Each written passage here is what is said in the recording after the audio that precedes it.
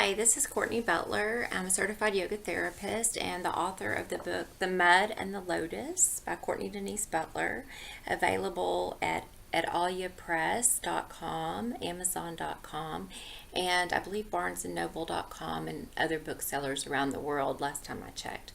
So this is another business moment about yoga, and this is from chapter 7 in my book, Yoga Business Basics. This is how to find work as a yoga teacher.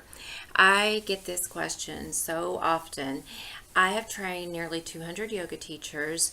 By the spring, I want to say we'll be somewhere near 210. And so this comes up a lot because people come through teacher training school and they are panicked that they won't get work. Well, that rarely ever happens, to be honest with you. If you want to work teaching yoga, the main thing is you need to have an entrepreneurial spirit. Now, it doesn't mean you have to be. You may be like, oh, I don't like business stuff. Well, there are plenty of opportunities at health clubs and studios and things like that where you don't necessarily have to be that creative. Not everybody wants to own a studio or, have to figure out. They just want to come, teach yoga, and leave. And I will tell you honestly, when I started teaching, I began my career. I've been a yoga practitioner for over 2/3 of my life, actually a little longer than that. And when I began teaching, I was perfectly happy teaching. I taught at a college for 10 years. I taught in a health club. I was at one health club for 5 years and one health club for 7 years. I've taught in yoga studios. I've owned a yoga studio. I've been a yoga administrator. I've worked for a huge nonprofit. I've organized yoga retreats, workshops, you name it. So I have quite an idea of all the things you can do. And I've been on both sides of the fence. I've been the employee contractor, and I've also been the boss in different formats. The boss working for someone else, and the boss owning my own studio. So, where to find work? Well, first of all, if you're not comfortable and you don't want to open your own business, especially if you're green and new to it, I would suggest taking, any class you feel comfortable taking. And sometimes, I hate to use the term you have to pay your dues, but you can you're not going to make a lot probably at a health club. Some pay more than others, but you can also get a free membership. When I started out doing continuing education at a college. That's one way. You can go to your local community college or local college and ask if they teach continuing education classes.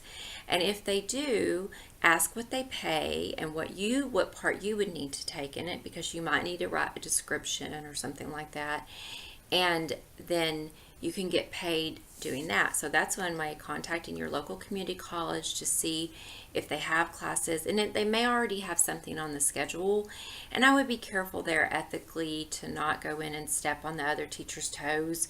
I would contact them and talk to them first, because that can not go over real well. And I tell you that from experience. When I was new and naive, I did not know. And I started teaching continuing ed, and later it would become my teacher was also teaching continuing ed. And it's just not like the best way to handle things. But I didn't know, and once I figured it out, I handled it different. We ended up working together for 10 years. So also working in health clubs, I worked for health clubs for years, and I made decent money, about $23 to $25 a class, which is pretty good. A lot of your local health clubs that are the cheaper ones now, that you don't, you might pay $20 a month for them. They're probably not going to pay as well. They're going to pay their teachers about $13 a class, which I know is not good, but it is a good place to get your feet wet and to learn, the basics about teaching. So, and if you can get a free membership, that's great. The first 7 years I taught, I was just like teaching 3 to 5 classes a week, on average 5. There came a period where I was teaching about 17 a week. I don't recommend that. But I was making enough money to buy all the groceries for my family. I was raising my kids. My ex-husband had a great job. So, it worked for me. It wasn't until later that I decided to take my career to the next level. So health clubs, colleges, and then yoga studios. Most yoga studios, I don't know that this is talked about as much, but most yoga studios want to hire people who practice there.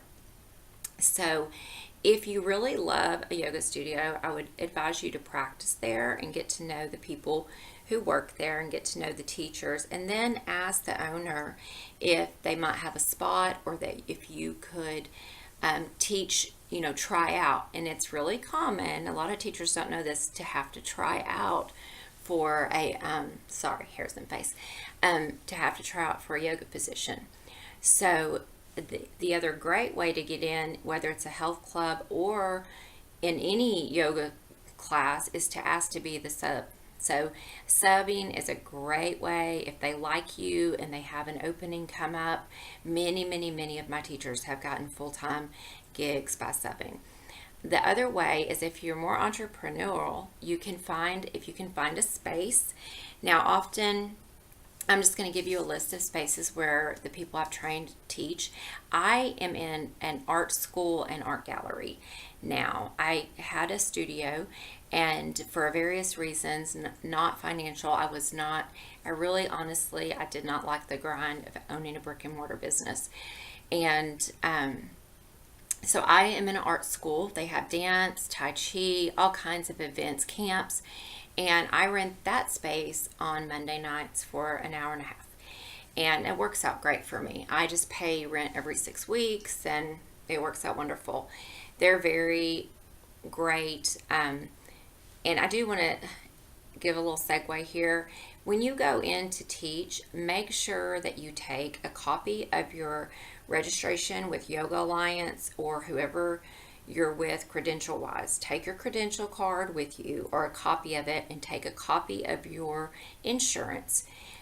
All yoga teachers that are going to be under contract should carry insurance, and you can check the Yoga Alliance website, or you can go to Philadelphia and get insurance. It's about $150 a year, and it's worth it. It covers you in case someone gets hurt in your class, and let's hope that they don't. So you could also look any place that has a big open space. Churches, and sometimes churches have rules that are very strict and it's very hard. Other churches are very open. And there are dance studios, taekwondo studios. Most of the time, they're going to want a percentage, or they're going to ask for rent. The average going percentage is anywhere from 25 to 40% of your class. Okay, I would not recommend going 40. 30 is pretty much the standard. So if you have a class and you're charging $10 and 10 people come that night and you get $100, then you're going to give 30 to that studio for your space. But you're going to make 70. I mean, you're going to have some administrative cost, and where at a health club or yoga studio, you might make 25 to 35 depending on their pay structure. You're going to make more, but you're shouldering having to do with the advertising and, get people into your class, which isn't always easy unless you've been teaching for a while. And again, I didn't say this earlier, but it depends. I have a teacher right now, and I'll give a shout out to Heather in Nashville, Arkansas, who had come in, wanted to start teaching yoga. There was no yoga in her town, and so she's teaching now, and I know she has a really reasonable rate. I don't know where, I can't remember where she's teaching, but she's doing great. I mean, she has all these people coming. She's already thinking about expanding. It hasn't even been a year. So she does really well with keeping up with her classes, her pricing, and so that's a really good way. I think that probably covers that. With yoga studios, if they have a school, they're probably more likely to hire people who've gone through their school, and not always, but often. Now, I know my friend that owns a studio in North Little Rock, she will hire people who haven't gone to our school, which she taught for me for 6 years, because she wants to have diversity in her studio. So it's not always the case, but that it can be.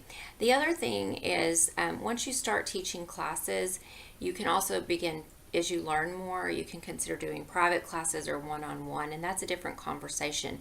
The one thing I didn't say was, I've had teachers teach that were social workers. I trained a ton of social workers that would get grant money and teach yoga in drug court for the drug court kids.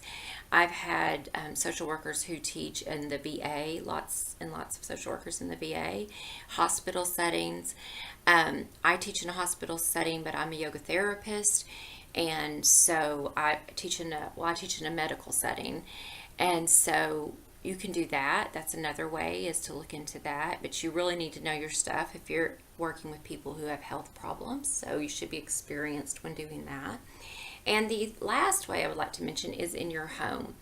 If you're going to be in your home and you have space in your home, I go to 2 home studios, and I love home studios. There's just something about it's cozy, it's warm. It just feels good there, and I really love the home studio atmosphere. I have one friend who bought the house next door to her. They didn't want anybody to come in and encroach upon them, and so I go there every Wednesday morning, and it's great. But if you have a home studio, like on her website, she does not have her address. It's more, she kind of vets people who come through. And so she only advertises to her friends on Facebook and by word of mouth. And I would recommend that. Be very careful who you accept into your home and who you advertise to. Another lady I know that I'm about to start going there, I actually drove out there last week and she was sick, but she has a beautiful big house, and then she built like a garage behind her house, and her yoga studio is in there. And so, but she, has like a group of women that she's known and that she teaches, and they pay her regularly. So there's so many ways that you can do it, but you have to be consistent and creative. And, one thing I would tell you with any yoga job, if you don't show up or you cancel too often, that's like the nail in the coffin. Things happen. I would suggest you get a substitute teacher first and then cancel last. So if there's any way you can get a substitute teacher that you trust, I would highly recommend you do that before you cancel classes. So there you go, how to get a job in the yoga industry. My website is balanceyogaandwellness.com, and I do consulting for $60 an hour at this time. I'm not going to say my rates won't go up if things get busy. That includes a follow-up email if needed, and you can find it on my website. And please hit subscribe if you like this. Thank you.